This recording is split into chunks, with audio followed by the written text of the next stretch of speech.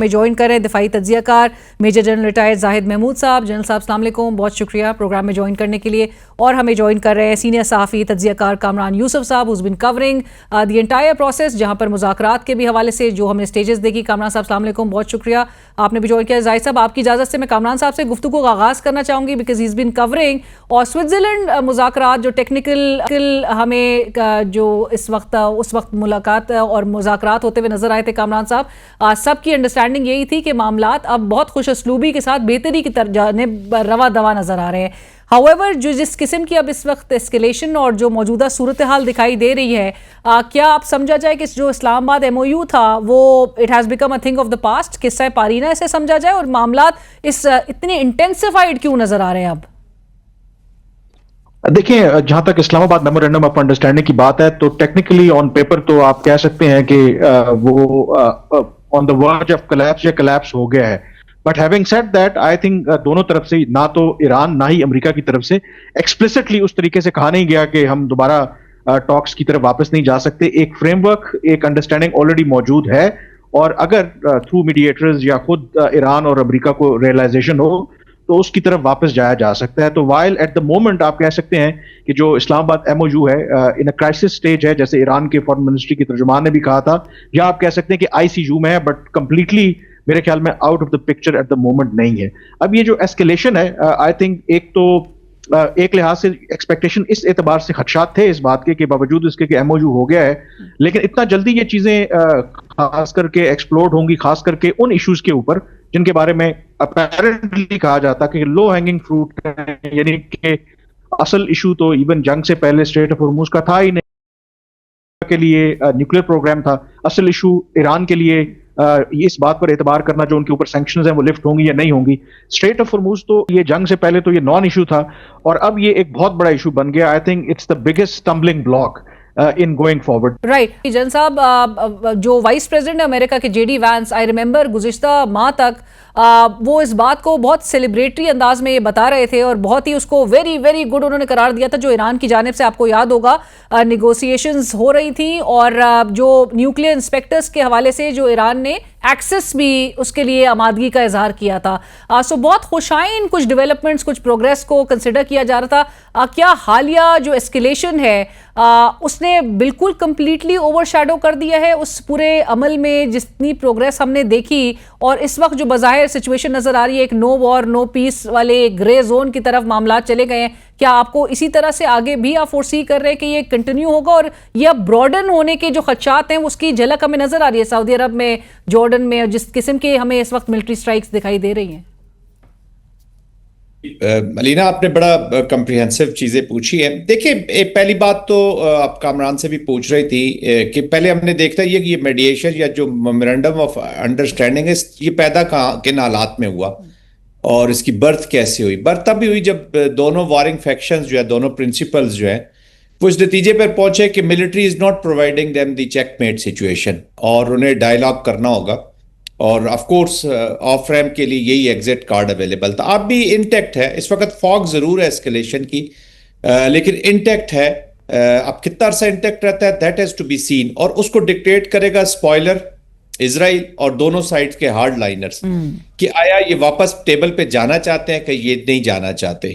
اور اگر جائیں گے نہیں تو آج نہیں تو کل انہوں نے اس ٹیبل کی طرف آنا تھا, اور اگر ٹیبل پہ نہیں آئیں گے تو پیچھے رہ جائے گا کیوس, کیونکہ جو امریکن ہسٹری ہے وہ کانفلکٹ زون سے ایگزٹ کر جانا, ان کے اوپر کوئی مورل ابلیگیشن یا وہ مورل پریشر نہیں لیتے کہ ایک وار کو لاجیکل کنکلوژن یا اینڈ تک پہنچائیں فار دا اسٹیبلٹی.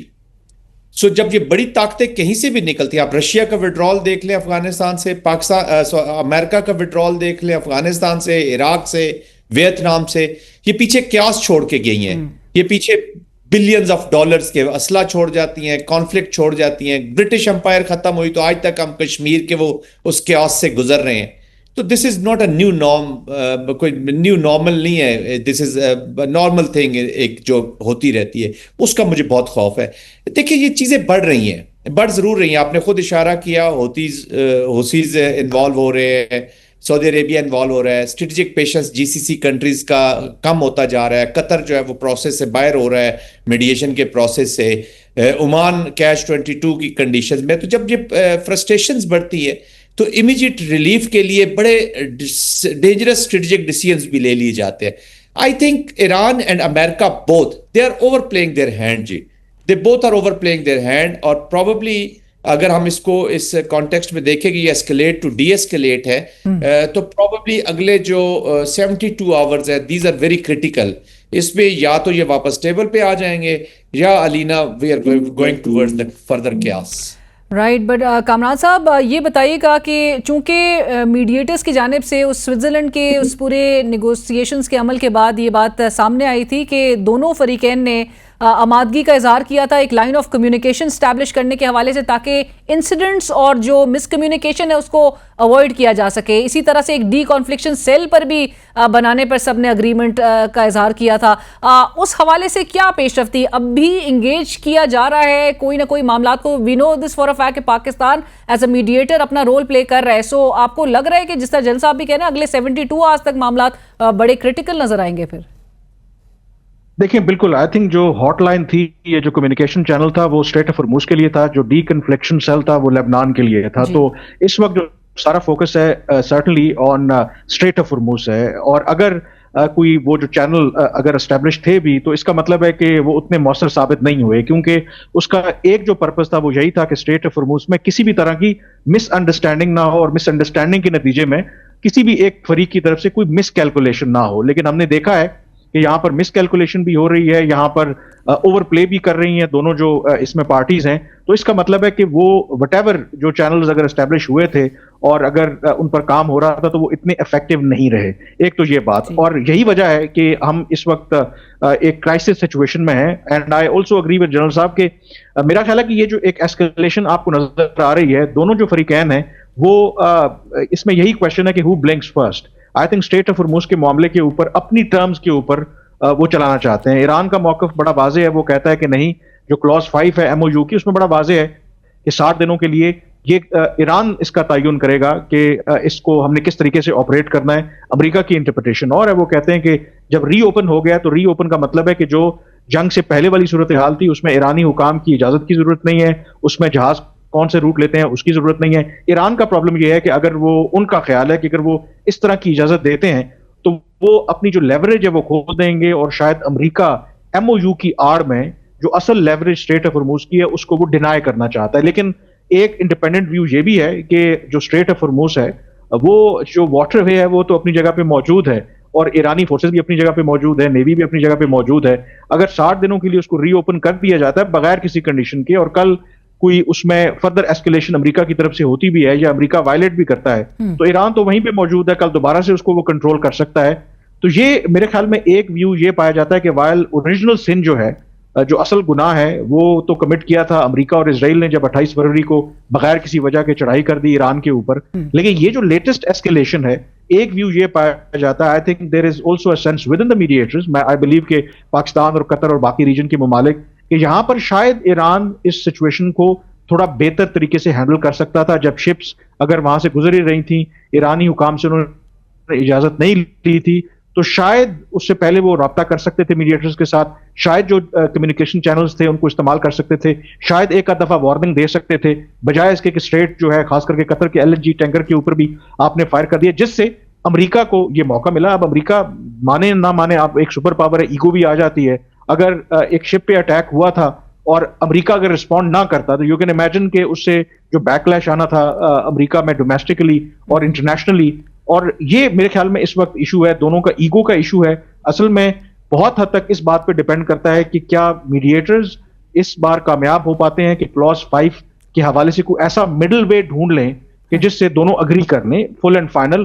اور اگر اسٹریٹ آف ہرموز پہ کوئی ایسا اگریمنٹ ہو جاتا ہے تو I think then we can again go back to the negotiating table. Right. اور کامران صاحب مجھے یہ بھی جو ابھی جنرل صاحب سے بھی میں بات کری تھی, حوثیز کے جانب سے جو سعودی عرب پر حملہ کیا گیا ہے, یہ اس پوری مڈل ایسٹ کی سچویشن کو کتنا آپ کے خیال میں یہ اٹیکس کمپلیکیٹ کر دیں گے؟ اب نہیں, بالکل بہت زیادہ کمپلیکیٹ کر دیں گے, کیونکہ سعودی عرب کا ابھی तक आप देखें तो बड़ी प्रैग्मेटिक अप्रोच रही है। जो भी उनके ऊपर अटैक्स ईरान की तरफ से किए गए हैं तो उन्होंने बड़ा रिस्ट्रेंट शो किया है, और उसकी एक बहुत बड़ी वजह ये है कि पाकिस्तान भी यही कहता रहा है, ईरान को भी समझाता रहा है, सऊदी अरब और बाकी गल्फ कंट्रीज को, कि ये एक ट्रैप है जो इजराइल ने सेट किया है। क्योंकि अगर इस तरीके से रिटेलिएट करना शुरू कर देंगे मुस्लिम ममालिक, तो फिर मुसलमान ममालिक आपस में लड़ना शुरू कर देंगे, अमेरिका और इजराइल पीछे हो जाएंगे।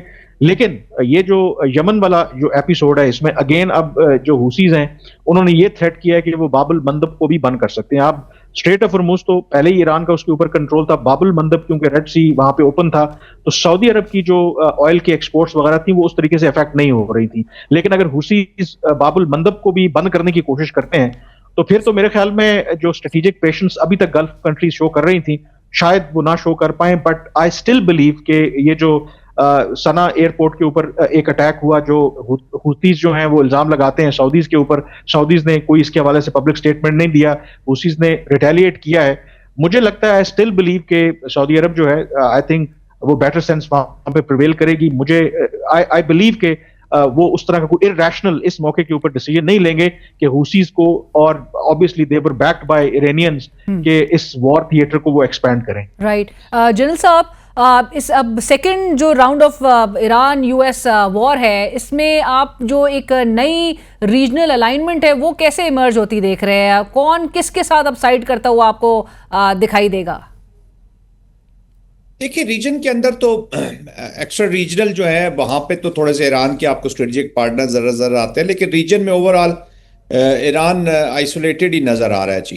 कतर, सऊदी अरेबिया, कुवैत, इन्होंने रिस्ट्रेंट जरूर शो किया टू क्रिएट एन एनवायरमेंट की क्रिएशन के लिए कोऑपरेशन थी। ये नहीं था कि आप दे वांटेड, बिल्कुल ख्वाहिश होगी उनकी कि रिड्यूस हो ईरान अपनी कैपेबिलिटीज में, बट वो they are fearful of the big elephant also जो इजराइल है। अगर वो इस रीजन के अंदर अपनी डोमिनेंस के साथ आता है तो that is also another dangerous phenomena. Catch 22 है उनके लिए। तो फिर उनकी सारी इकोनॉमिक्स, असल इकोनॉमिक्स तो इन्हीं अरब वर्ल्ड की, खासतौर पे कतर वगैरह, ये डिस्टर्ब होंगे क्योंकि इनकी सारी शिपिंग इधर है।